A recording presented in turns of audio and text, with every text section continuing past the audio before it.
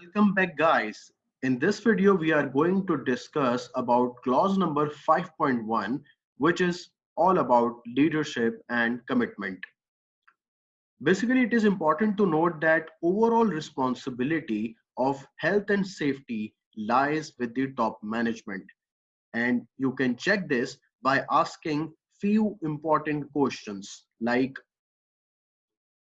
are the OH&S policy and objectives established and in line with organization's mission and vision? You can ask, does the organization provide safe and healthy workplace processes and systems?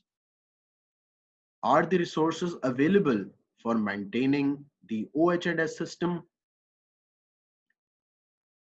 Is the organization willing to communicate importance of occupational health and safety system and how they communicate importance of health and safety?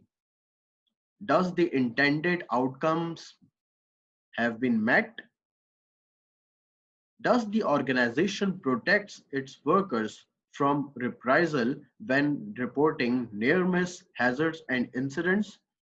By asking these questions, you can clearly see that the organization have commitment from leadership or top management. If the answer to all of the questions are yes, then you can say that leadership and commitment is present and is also visible. Otherwise, you need to make sure the number of no's are converted into yes.